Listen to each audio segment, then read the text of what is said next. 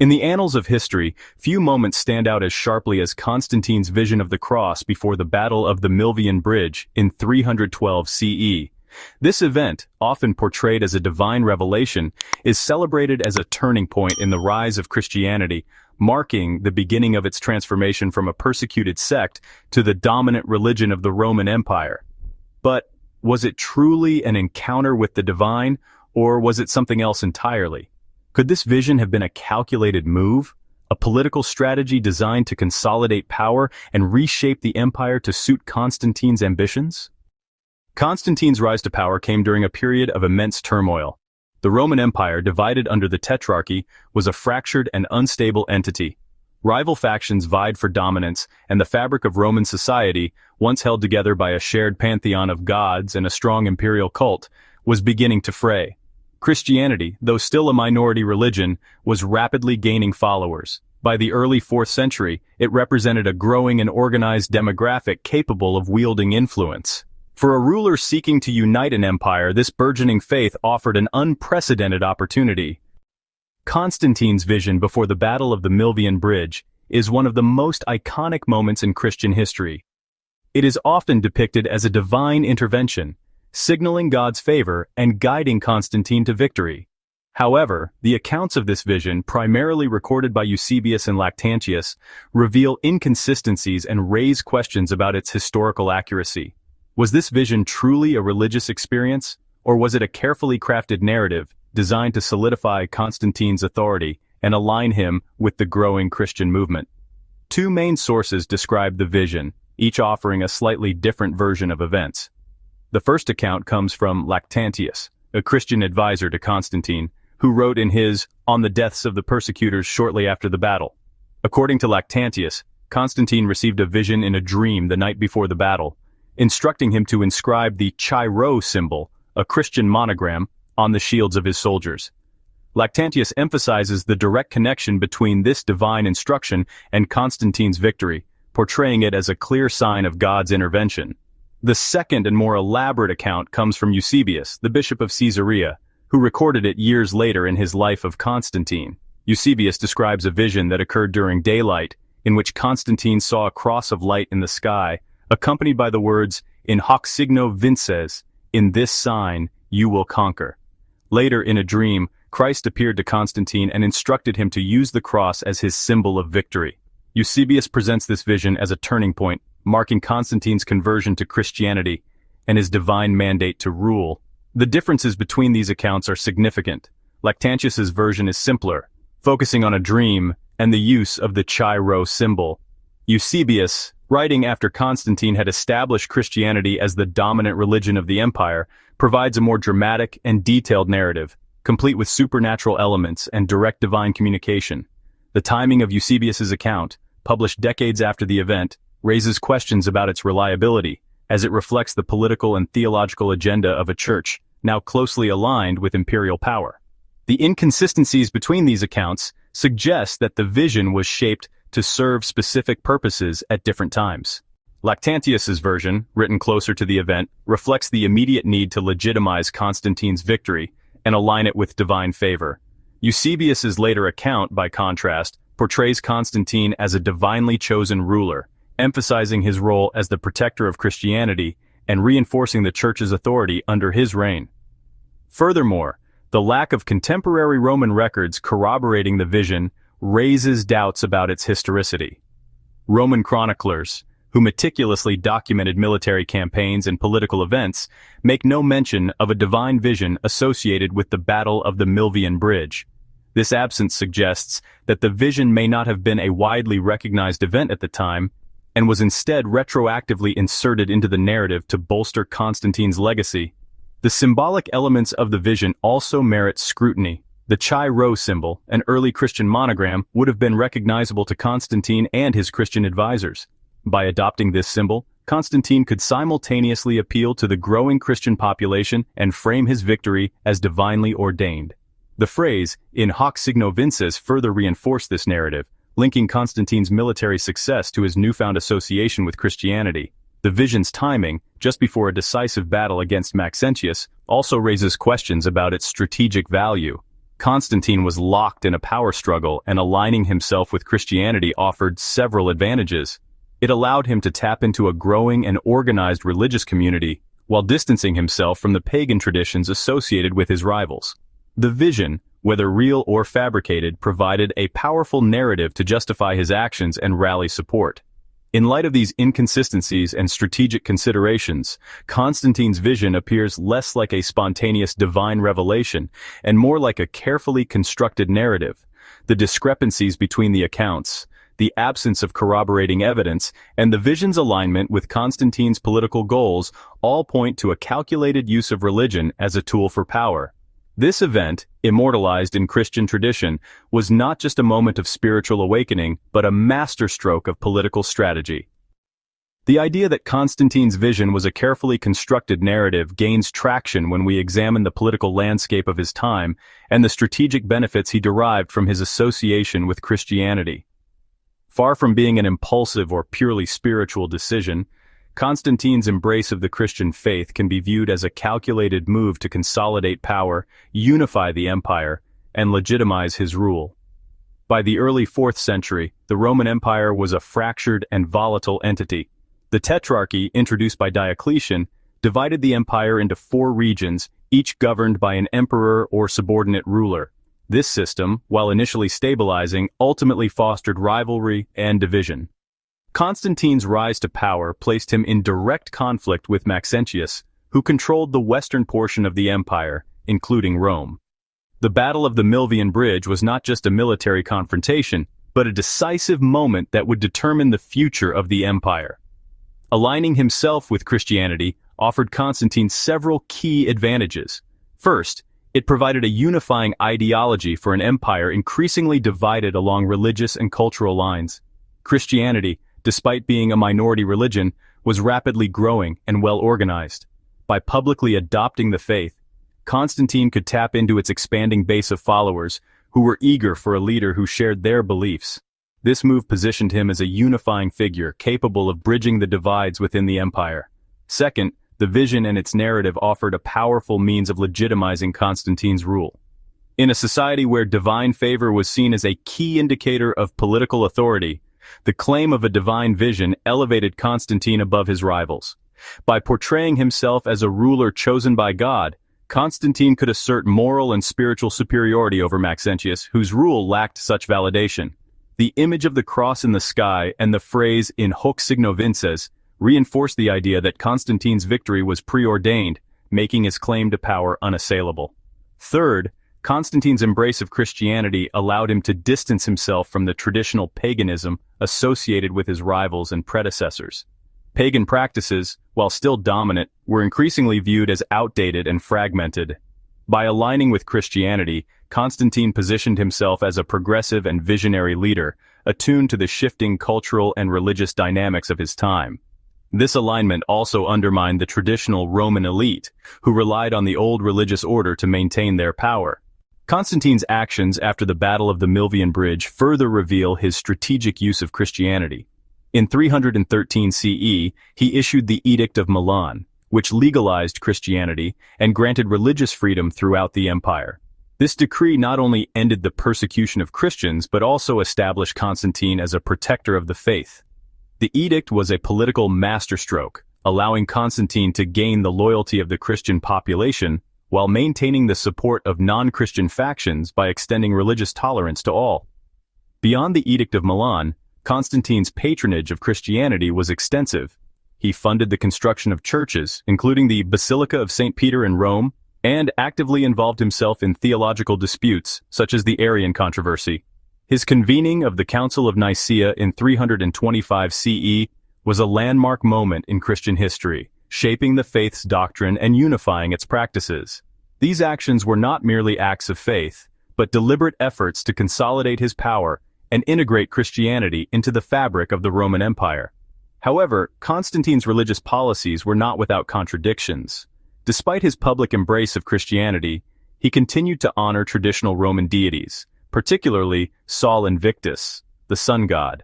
Coins minted during his reign featured Christian symbols alongside pagan imagery, reflecting his pragmatic approach to religion.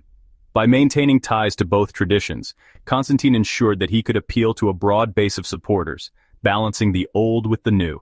This duality raises important questions about Constantine's sincerity. Was his conversion genuine, or was it a calculated move to secure his political ambitions? The evidence suggests that Constantine was less concerned with theological purity and more focused on the practical benefits of aligning with Christianity. His actions demonstrate a keen understanding of the power of religion as a tool for governance and social cohesion. Constantine's vision and his subsequent embrace of Christianity were not isolated events but integral parts of a broader strategy to reshape the Roman Empire. By adopting the faith and promoting its growth, he created a narrative of divine favor that legitimized his rule and unified his subjects. This narrative, rooted in the vision at the Milvian Bridge, became the cornerstone of his legacy, transforming both the empire and Christianity itself. Constantine's vision and subsequent actions did more than secure his position as ruler of the Roman Empire. They fundamentally transformed Christianity, elevating it from a persecuted minority faith to a dominant cultural and political force. His embrace of the church reshaped its organization, doctrine, and relationship with power, creating a legacy that would define the faith for centuries to come. Before Constantine, Christianity was a fragmented and decentralized movement, operating largely in the shadows. Persecutions had forced early Christians to worship in private homes and underground spaces like the catacombs. While these hardships forged a strong communal identity, they also limited the faith's public influence. Constantine's patronage changed this dynamic almost overnight. By openly endorsing Christianity, he granted it legitimacy and resources that allowed it to flourish on an unprecedented scale. One of Constantine's most significant contributions was the construction of monumental churches, which symbolized the newfound prominence of Christianity in Roman society. The Basilica of St. John Lateran in Rome, the Church of the Holy Sepulchre in Jerusalem, and the Basilica of St. Peter were all built during his reign, transforming Christian worship from private gatherings to grand public ceremonies. These structures not only provided places for worship, but also signaled the faith's integration into the cultural and political fabric of the empire. Constantine's influence extended beyond architecture to the organization of the church itself. His involvement in theological disputes, particularly through the Council of Nicaea in 325 CE, helped to unify Christian doctrine and practices. The council addressed the Arian controversy, which questioned the divinity of Christ, and produced the Nicene Creed, a statement of faith that remains central to Christianity. Constantine's role in convening and presiding over the council demonstrated the growing interdependence between the church and the imperial state. This interdependence had profound implications for Christianity's identity. As the church gained imperial favor, it adopted many of the administrative and hierarchical structures of the Roman government. Bishops assumed roles akin to provincial governors, overseeing large territories and wielding significant influence. The Bishop of Rome, in particular, began to emerge as a figure of central authority, laying the groundwork for the papacy. This fusion of Roman and Christian institutions created a powerful and enduring framework for governance. Constantine's vision also transformed Christian symbols and rituals. The Chi Rho monogram, prominently displayed on Constantine's banners and shields, became a universal emblem of the faith. The cross, once a symbol of Roman execution, was reinterpreted as a sign of victory and redemption. Even the calendar was affected, with Constantine instituting Sunday as a day of rest and worship in honor of the Christian God, aligning religious observance with the rhythms of Roman life. However, this alignment with imperial power came at a cost. As Christianity became the official religion of the empire under Constantine's successors, it began to mirror the hierarchical and authoritarian nature of Roman governance. The church, once a grassroots movement of marginalized communities, now wielded the same tools of control that had been used against it.